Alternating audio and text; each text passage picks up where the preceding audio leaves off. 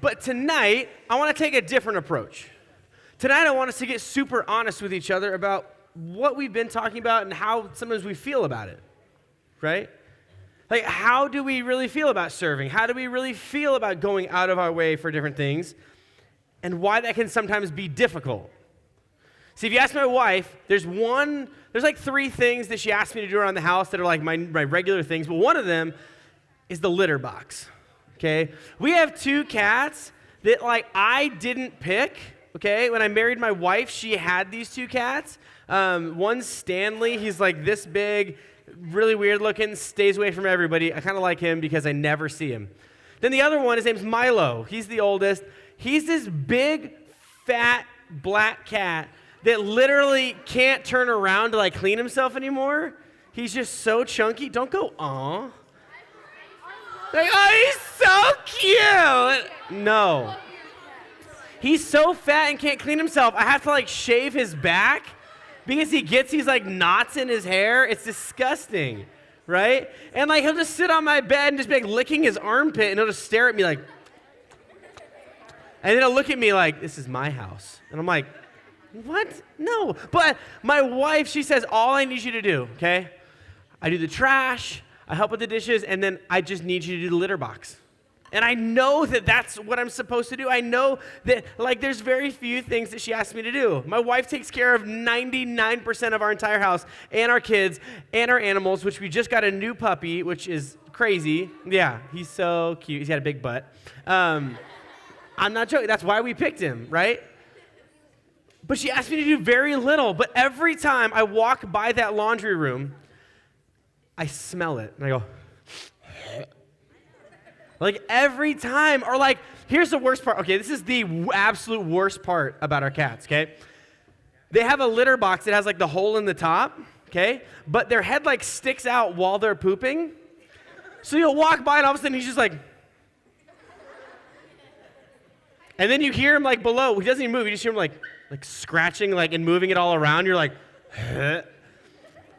But you walk by and you're like, oh, that stinks. And I know when it's stinky, that is my time to go clean it. And I avoid it as much as possible. But it's so funny to think there's very few things I'm supposed to do. And in fact, it's laid out for me. And I know that out of all of the things that my wife takes care of, okay, this is one thing that she asked me to do. This is one thing that just goes so far with her, but it still is so difficult, right? Like, I'll be sitting on the couch doing nothing, like, I'm not inconvenienced, and I'll be like, I should probably clean the litter box, but, like, I don't want to because it's gross and smells like poop, you know what I mean? And I just don't want to. But I had this thought of just, why is it so difficult for us to help somebody else, even when we know what it means for them? Why is it that even in small things, right, we just don't want to do it? Like, think about chores, right? Again, one of my chores is the litter box. For you guys, I'm sure your parents don't ask you to do that much, right? Like, if we're super honest, when you compare, and I know some of you are going to turn me off right now, I get it, but out of all of the things that your parents do, you really don't have to do that much. Just like me with my wife. There's not a lot that I have to do, but we still find excuses. We still find reasons not to do it because it's difficult, or we just don't want to, right? And so as I started thinking about game plan, that's kind of where my brain went. As we're talking about God's plan, as we're talking about the purpose and everything he has designed for us and what he wants us to do for others, I had this thought. And it's, does serving others feel like a chore to you? Think about it. Does serving somebody else feel like a chore? Like, I think if we're being honest, you guys got a lot of blank stares. Some of you don't want to say yes.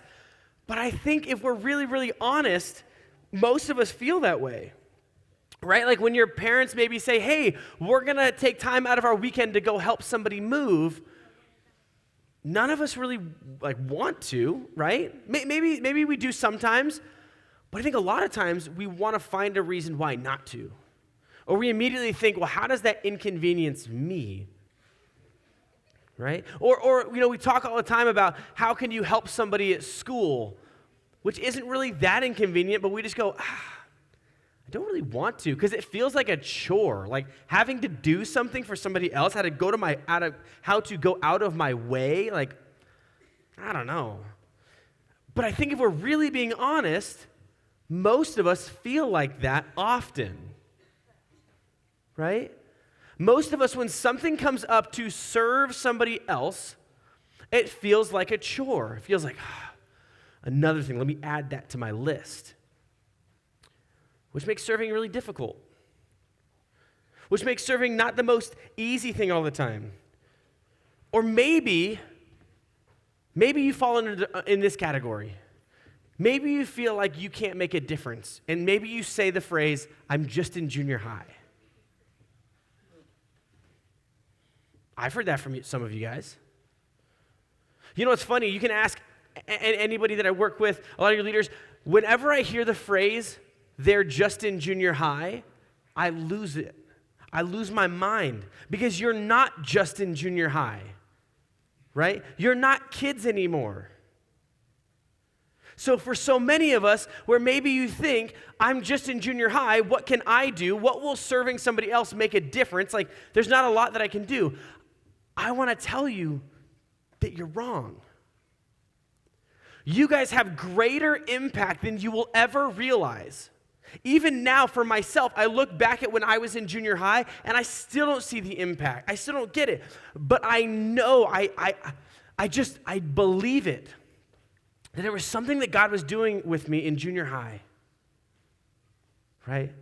You guys have so much more impact than you realize. So the phrase, I'm just in junior high, throw that out the window. That's not a good excuse. Maybe some of us fall into this category. Maybe when someone says, hey, we're going to serve, or hey, we have this, or this is opportunity, we immediately go, but I have so many other things to do. Things like one of these. Homework, sports, family matters, friends, church, everything else. And we go, I really wish that I could help, but my PlayStation hasn't been played in like 7 hours. Right? Like, yikes. There's like this new show on Disney Plus that just, if it doesn't get watched, nobody's gonna. Right? Like, we come up with every excuse. That's why I put everything else. Because for some of you, like, homework's not important, but we all have something that we would put above serving, I think. I think we all have a lot of times where we go, I can't do that because I got to do all these things first. I got to hit all these check marks. And maybe that's why serving is difficult for some of us. Maybe it feels like an inconvenience. Like, I could do it, but I'd rather not, I'd rather just keep doing what I'm doing. I just want to keep moving in this direction. If I go that way, it's going to take a while to get back. Some of you might feel like serving other people is an inconvenience.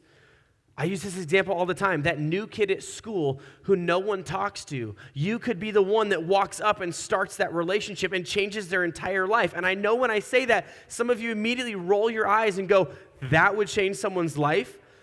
But again, I think that each and every one of us can remember a situation where we were that kid by ourselves, and all we wanted, all we were searching for and hoping would show up was somebody to say hi. But if we see that kid at lunch and go, I'd rather just talk to my friends, and we see it as an inconvenience, serving's hard. Serving can be difficult. Serving can be something that we find every excuse not to do. I think we all can relate to that at some point.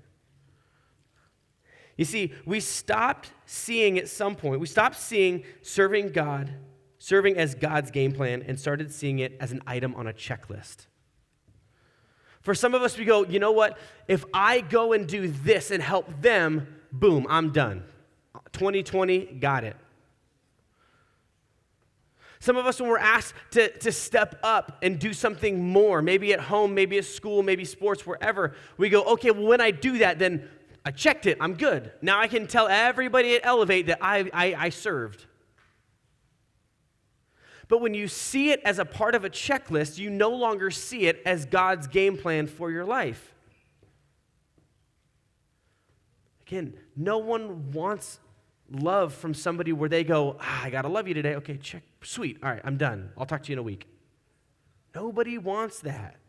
That's not love. That's not service.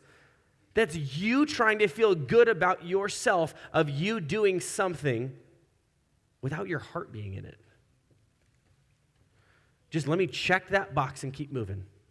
Let me check it so my parents will leave me alone. Let me check it so everybody at Elevate will stop bugging me. But when we stop seeing serving as God's game plan, it's just checking off a list. And it's not the same thing. You see, it's intentionality that is what serving is all about. Intentionality where we don't just go, you know what, I'm going to do this because it's what a good Christian would do. That's great. If that's how you want to think about it, cool. But how we're supposed to think about it is I want to help. And I know that's a big want. But serving others is about your heart. Serving others has to come from love. Serving others has to come from a deeper place than just saying, let me do this so I can check that box and walk away. When we look at serving as a chore, we're missing out on a big part of God's game plan for our lives. When it's just like the litter box, when it's just like putting your clothes away, when it's just taking the trash out, when we see helping somebody in need as just one of those, we're missing out. We're missing out on so much more than we realize because God has a bigger plan for you.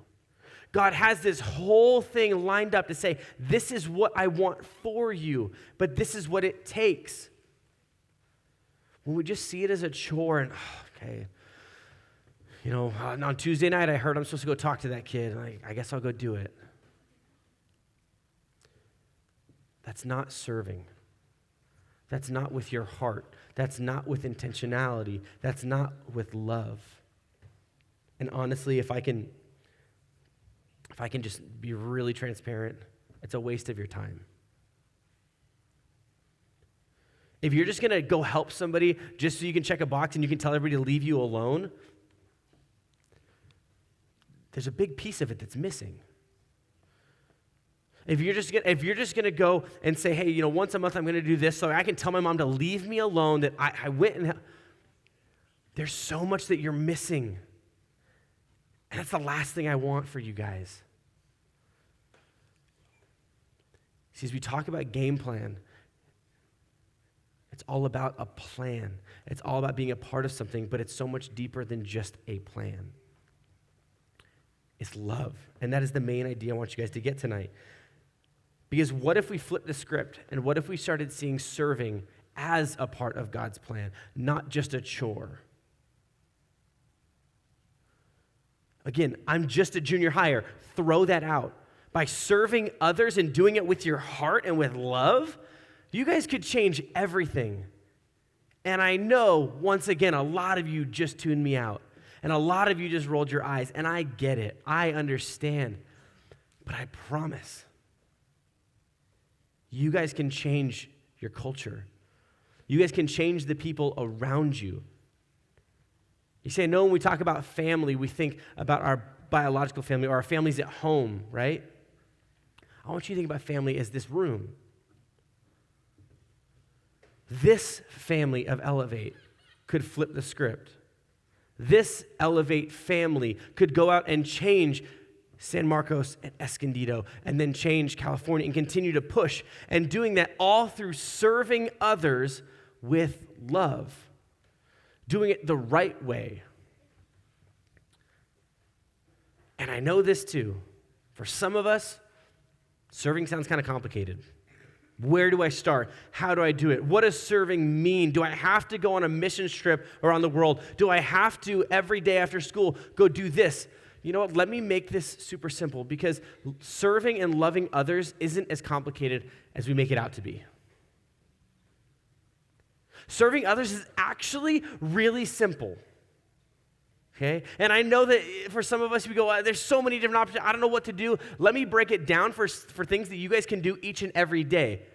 Right? If I could tell you how to serve each and every day, and it's actually pretty simple. You guys with me? Yes. Okay, 5 of you guys. Yes. Yeah. Now you woke up.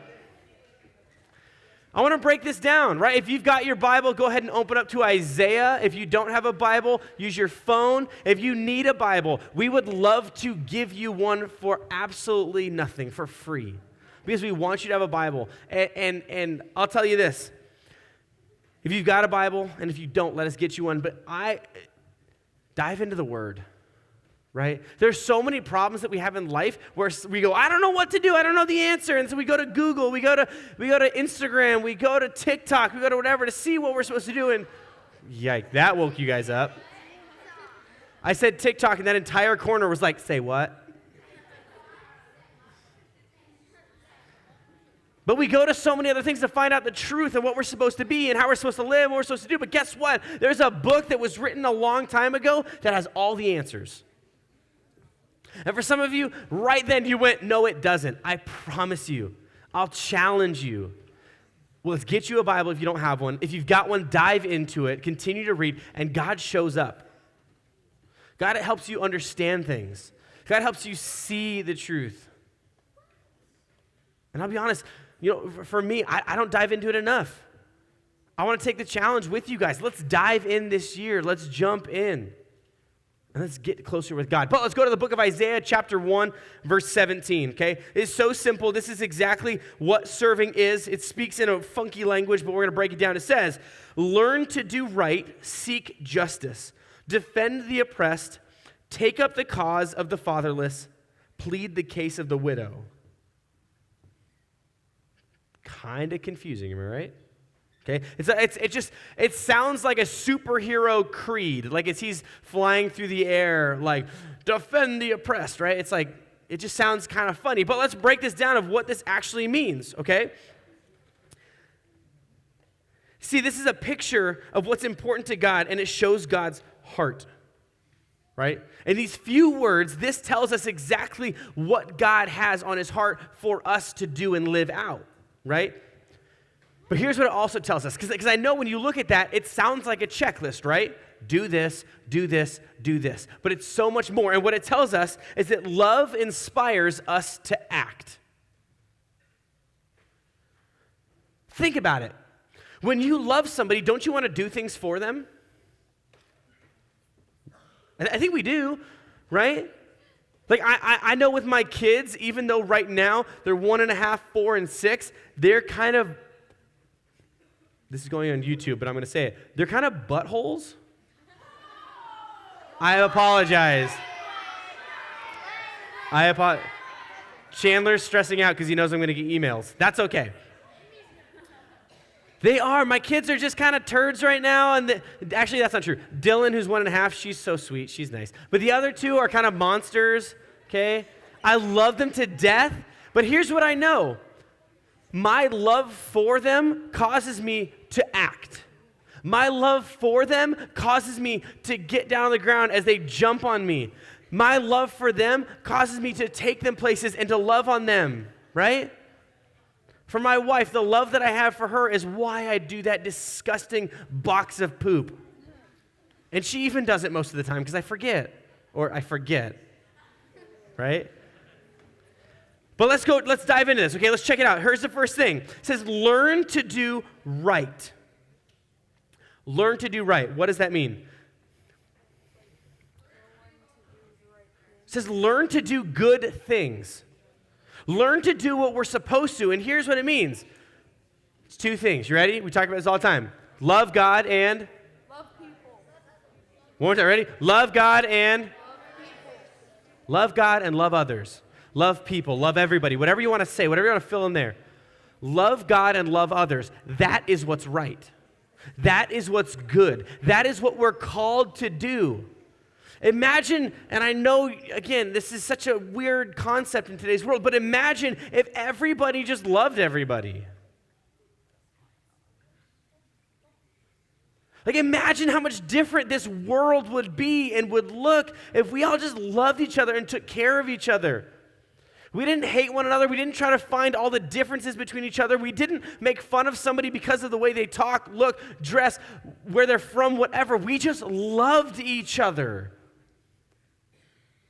That is what's right. And so what it's saying is we're called to learn to do right, learn to do good.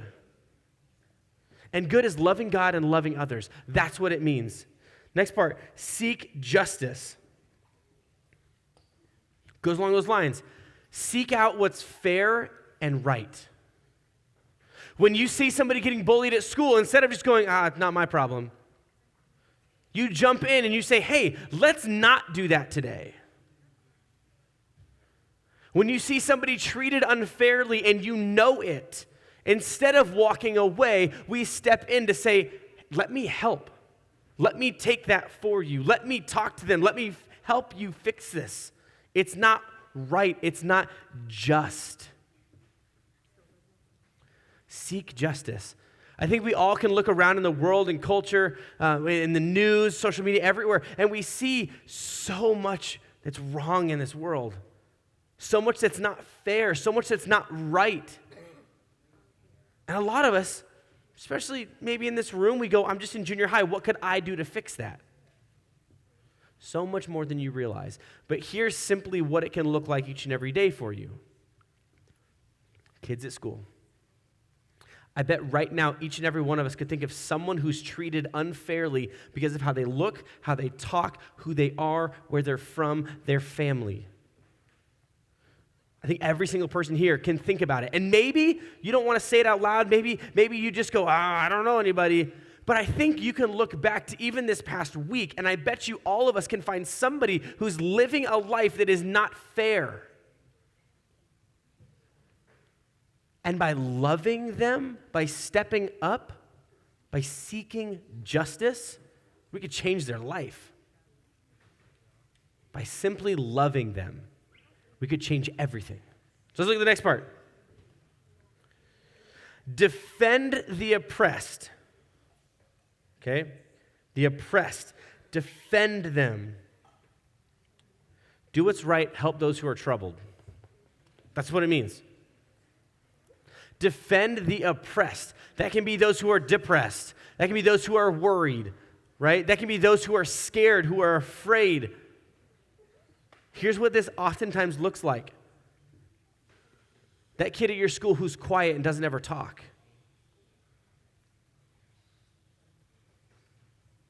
Defend them. Because oftentimes they can't defend themselves.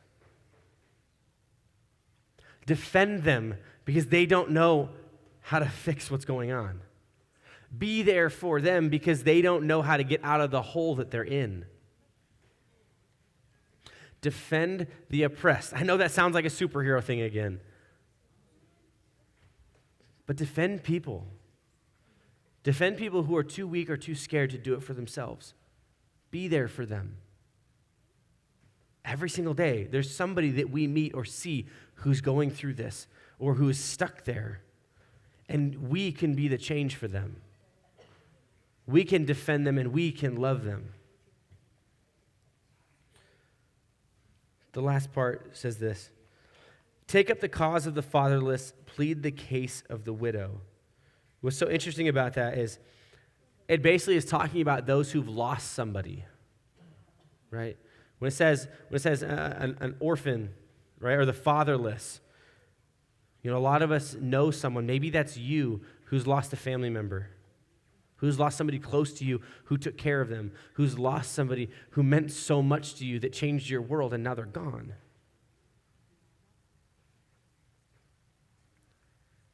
Take care of them. Love them.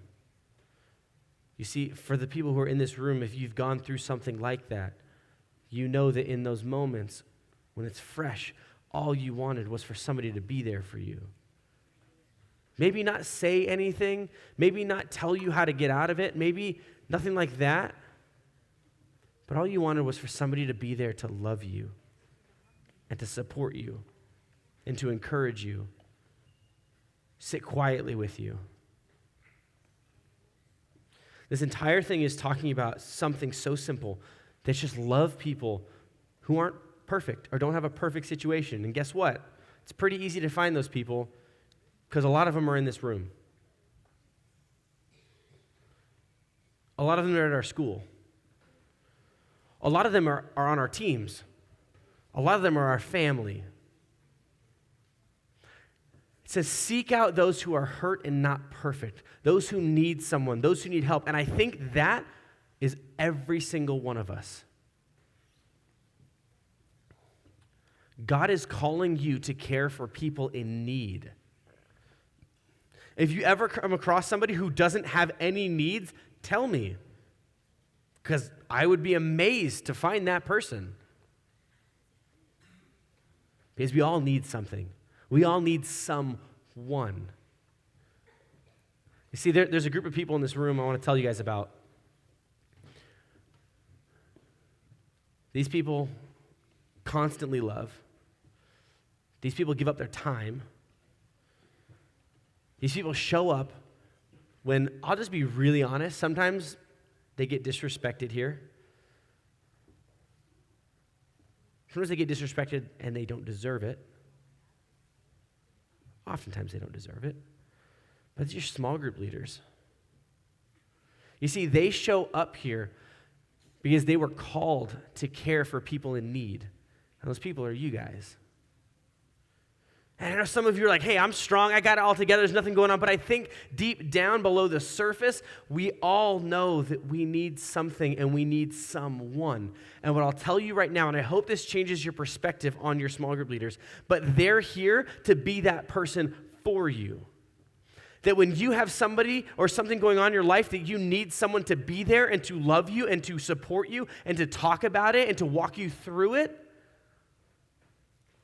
you've got somebody.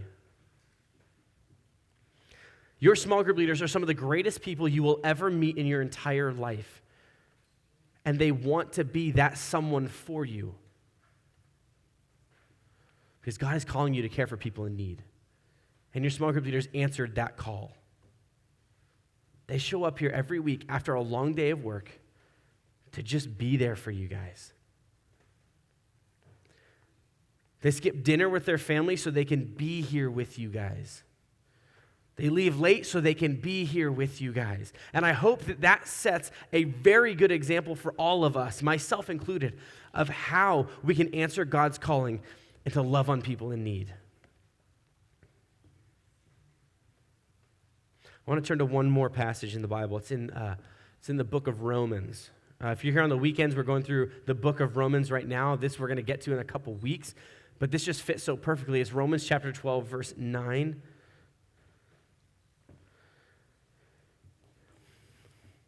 This section is called Love in Action. And if you walk away with nothing tonight, here's all I want you to walk away with. Love calls us to action. When you truly love someone or something, you want to do things for it or them. You want to be there to support and love and guide and hold on to those people. And so this section is called Love in Action. Here's what it says. Romans 12, verse 9. Love must be sincere. Hate what is evil. Cling to what is good. Be devoted to one another in love. Honor one another above yourselves. Never be lacking in zeal, but keep your spiritual fervor serving the Lord. Serving the Lord is serving those around us with love. Okay, verse 12. Be joyful in hope, patient in affliction, faithful in prayer. Share with the Lord's people who are in need. Practice hospitality. Practice loving people. You're not going to wake up tomorrow and go, man, it's so easy to love people. I promise you, you're not. But it takes practice to love people. You're not going to be perfect at it. You're really not. But practice it. Practice loving other people. 14, bless those who persecute you. Bless and do not curse. Ooh, Bless those who persecute you. Love the people who make fun of you and throw you down. That's tough. But this is love in action. Remember, action is something that is happening. Action is not dormant. Action doesn't just sit back. Action is something that is going on right now. It is being moved. It is being motivated. It is working. Love in action. Love in motion. Rejoice with those who rejoice. Mourn with those who mourn. Live in harmony with one another. Do not be proud, but be willing to associate with people of low position. Do not be conceited. Do not repay anyone evil for evil. Ooh, that one's good. Do not repay evil for evil. Somebody makes fun of you, guess what? Don't go on your Finsta or your TikTok and roast them. I'm not joking. When somebody does something to you, don't go do it back. That is not love in action. And I know a lot of you start giggling, but guess what? Most of you do it. Most of us do it. Don't repay evil with evil. Be careful to do what is right in the eyes of everyone. If it is possible, as far as it depends on you, live at peace with everyone. Live at peace with everyone. Guess what it doesn't say? Live at peace with some people who you like and want to be friends with. Live at peace with everyone. You see, I don't care if you were dating and broke up. Live at peace with them. Because most of y'all are about to have a lot of boyfriends and girlfriends, and if you don't, you're going to have a lot of enemies. Cooties. Live at peace with everyone, not with some people. This is love in action. Live at peace with everyone. Do not take revenge, my dear friends, but leave room for God's wrath, for it is written, "It is mine to avenge. I will repay 20 on I will repay." On the contrary, if your enemy is hungry, feed him. If he is thirsty, give him something to drink. Woo! If your enemy is hungry, feed them. If your enemy is thirsty, give them something to drink. You know what it's also saying? Take care of everybody, even your enemy, even the person you hate, even the person that you can't stand. Take care of them. This is love in action. This is not love just written. This is not love just saying it. This is love doing it. I want to challenge you guys tonight. Start loving with your heart and caring for people. Love inspires us to act. If you truly love something or someone, you're going to put it into action and do something. Man, I hope everybody, if you got your Bible, mark this section down. Read it again tomorrow. If you got your phone, mark it, highlight it, do whatever you got to do. Don't write on your screen because that doesn't come off. But remember this, and when you say, love is hard, look at it. Have it remind you. Have it challenge you. I know something about everybody in this room. You all love to be challenged. When somebody says you won't, most of you guys are going to go do it. Yeah. Use this as a challenge. Do these things. Last part, it says, in doing this, you will heap burning coals on his head. That's just an Egyptian ritual. Please don't put hot coals on people's heads. That's an Egyptian thing. Please don't do that. I don't want you guys on the news. The last one, 21, it says this. Do not be overcome by evil, but overcome evil with good. You all have somebody, and maybe it's you in your world who does bad things. You all have somebody in your world, or maybe it's you, who doesn't love people, and we could maybe call them a jerk.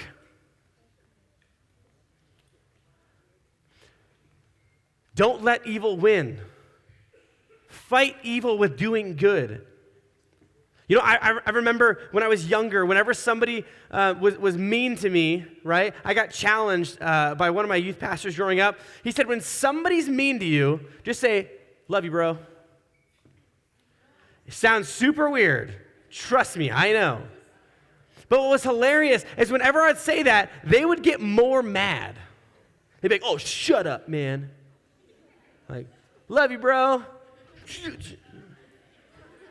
Love you, bro. And I was kind of doing it to be annoying, but think about it. If we fight bad decisions, if we fight rude people, if we fight all these things with just loving them by brushing something off, because think about it. When somebody says something about you, unless it's true, why does it matter? And I'll say this, I'm with you. When somebody says something about me, it hurts. It hits me on the inside, and it's something that I wrestle with, and it's hard for me. But something that I also think about is, does it really matter? When somebody says they don't like me or they think what I did was dumb,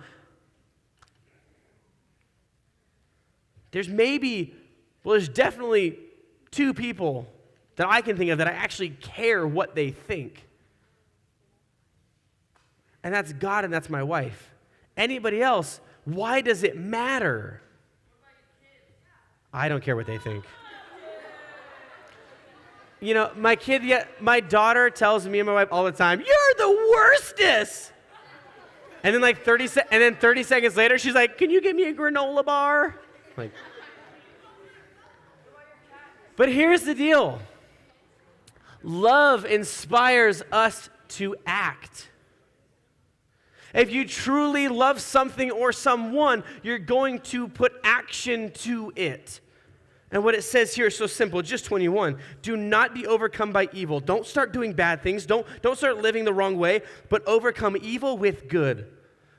Overcome all the negativity, all the wrong in your life with just loving people. Because what if you could do it? And I know that this is true. When you see somebody else living with joy, living with love, I think we all notice something about them.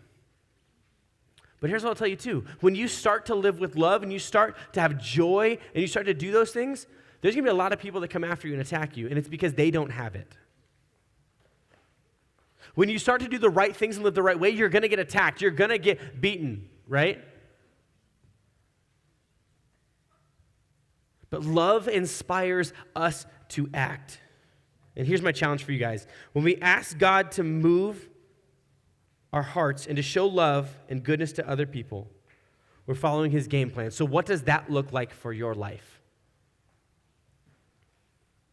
How can you start living with love? How can you start showing other people love? I'm going to bring the band back out. Tonight, as you guys go to small groups, start looking at what it means and what you can do to love people around you. Because love inspires us to act. Let's pray. God, thank you so much for everybody that's here. I pray as we go to school, as we go home, as we go to our sports, wherever we are in this world, that we would begin to love people when it's difficult. We would not be overcome with evil, but we would fight evil with good. That we would not fall to the people who persecute us and make fun of us and hurt us and tear us down, but that we would be able to love them and love them well. We would find people around us who are in need and who are hurting, and we would be able to be there to love and support them. I pray this would challenge our hearts and that we would move closer to you each and every day. In your name we pray.